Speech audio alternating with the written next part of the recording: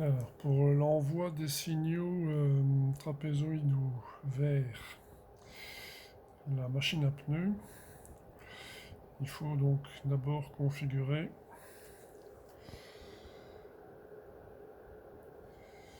le générateur de telle manière que le signal du canal numéro 2 soit synchronisé en fréquence avec le canal numéro 1. Alors pour ça, il faut d'abord choisir et configurer les deux canaux en mode trapézoïde, mais pas le premier, mais l'avant-dernier.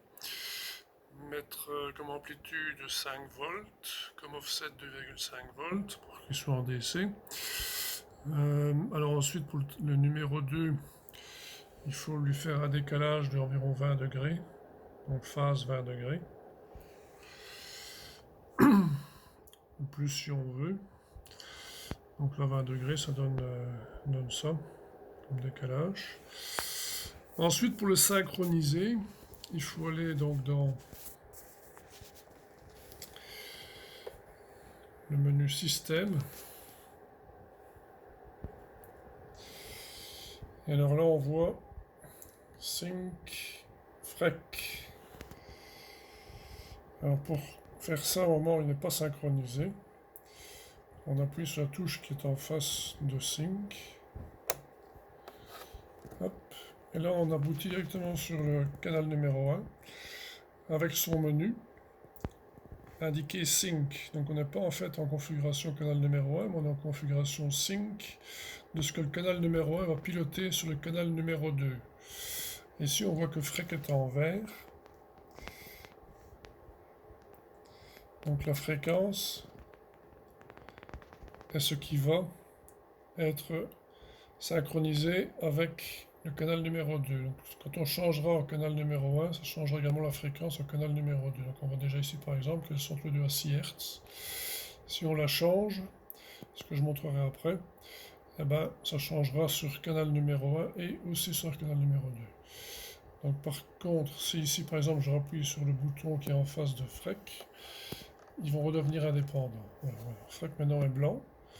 Donc là, c'est le mode normal quand on a canal 2 et canal 1 qui sont indépendants. Donc comme nous ici, on veut que la fréquence soit dépendante du canal 1 et qu'elle pilote aussi le canal 2, on la met en vert. Et donc maintenant, on rappuie sur canal 1 pour passer en mode canal 1 mais pas de synchronisation, simplement menu de canal 1. Voilà.